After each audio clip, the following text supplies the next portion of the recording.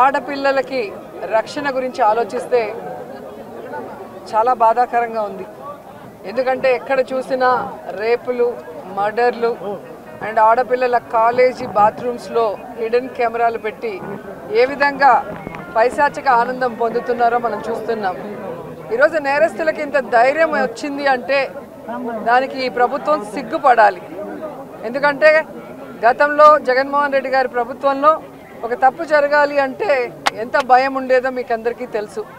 So ఎవరైనా కూడా దిశ యాప్ని యూజ్ చేయకుండా ఏదైనా అఘాయిత్యానికి అమ్మాయి లోబడితే 24 గంటల లోపల నేరస్తుల్ని అరెస్ట్ చేసి వారిని శిక్షించే విధంగా చట్టాలని కఠినతరం చేశారు. కాబట్టి ఆ రోజుల్లో ముచ్చుమరి లాంటి ఘటనలు జరగటం అనేది మనం చూసుండం. నిజంగా చాలా బాధాకరం. ఒక 9 ఏళ్ల అమ్మాయిని రేప్ చేసి చంపేసి ముక్కలు ముక్కలు చేసేశారు. 60 రోజులు అవుతున్న అమ్మాయి శవాన్ని కూడా ఇంతవరకు తీసుకురాలేకపోయారు. అసలు ఆ కుటుంబాన్ని పరామర్శించడానికి సీఎం గారు కానీ హోంమంత్రి గారు కానీ వెళ్ళలేదు అంటే కారణం ఏంటో నాకైతే అర్థం కాలేదు. ఎందుకంటే మదనపల్లిలో ఫైల్స్ దగ్ధమయ్యాయి అనగానే డీజీపీ గారిని స్పెషల్ ఫ్లైట్లో పంపించిన వాళ్ళు ఎందుకు ముచ్చుమరికి స్పెషల్ ఫ్లైట్లో డీజీపీ గారిని కానీ లేదా సంబంధిత మంత్రి గారిని ఎందుకు పంపించలేదు నాకు అర్థం కాలేదు.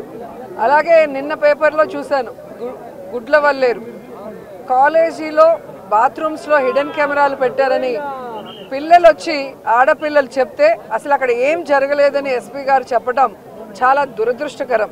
ఈరోజు 300 మంది పిల్లలు ఈరోజు న్యాయం కావాలంటూ ధర్నా చేస్తుంటే ఇప్పుడు విచారణ చేస్తామని దిగిరావటం అనేది మనమంతా కూడా గమనించాల్సిన విషయం. అలాగే ఈ ప్రభుత్వం వచ్చిన తర్వాత మీరు చూస్తే ర్యాగింగ్ భూతం ఎలా ఎక్కువైందో మనం కళ్ళారా చూస్తున్నాం. నారాయణ కాలేజీలో మెడికల్ విద్యార్థినిని ర్యాగింగ్ చేసి చంపేశారు. అలాగే కలికిరిలో జేఎన్టీయూలో విద్యార్థి ర్యాగింగ్ చేయడం వల్ల ఎలా ఆత్మహత్య చేసుకుందో గమనించాం. అంటే గత 5 సంవత్సరాలు లేని ర్యాగింగ్ భూతం మళ్ళీ ఈ ప్రభుత్వం వచ్చాక ఎలా పిల్లల ప్రాణాలు తీస్తుందో మనం గమనించాల్సిన విషయం. నేను ఈ ప్రభుత్వానికి ఒకటే చెప్పగలను, రెడ్ బుక్ రాజ్యాంగం మీద పెట్టిన దృష్టి ఇంట్రెస్ట్ పక్కన పెట్టి ఆడపిల్లకి రక్షణ కల్పించడంలో గౌరవాన్ని కల్పించడంలో మీరు ముందుండాలని కూడా వాళ్ళని కోరుకుంటున్నాను. మాట్లాడిన తర్వాత అలా అంటే ఎట్లాగా?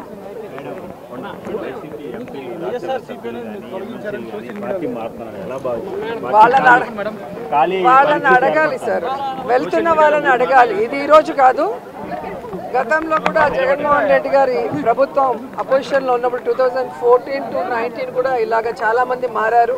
మారిన వాళ్ళు ఏమయ్యారో కూడా మనం కళ్ళారా చూసాం. సో ప్రజల చేత ఒక పార్టీ సిద్ధాంతాలు నచ్చి ఎన్నుకోబడిన పార్టీ సిద్ధాంతాలు నచ్చి ఎన్నుకోబడిన వాళ్ళు, పార్టీ నియమించిన వాళ్ళు ఈరోజు వెళ్ళిపోతుంటే వాళ్ళు ఆలోచించుకోవాలి వాళ్ళు చేస్తుంది కరెక్టా తప్ప అనేది. సో దీనివల్ల జగనన్నకో వైఎస్ఆర్సీపీ పార్టీకో ఎటువంటి నష్టం ఉండదు. ఎందుకంటే ఎప్పుడూ కూడా పార్టీకి ద్రోహం చేసి వెళ్ళిన వాళ్ళని ఎవరూ కూడా గౌరవించరు, క్షమించరు. ఇప్పుడు ఆపరేషన్ లేకుండానే మోకాళ్లకు ప్లాస్మా ట్రీట్మెంట్. మీ ఆర్థోపెడిక్ సమస్యలన్నిటికీ రోబోటిక్ టెక్నాలజీ ద్వారా తక్కువ ఖర్చుతో శాశ్వత పరిష్కారం. Free consultation. ప్రతి ట్రీట్మెంట్ పై 20% డిస్కౌంట్. ఈ ఆఫర్ కొద్ది రోజులు మాత్రమే. త్వరపడండి. V9 hospitals 9281465842.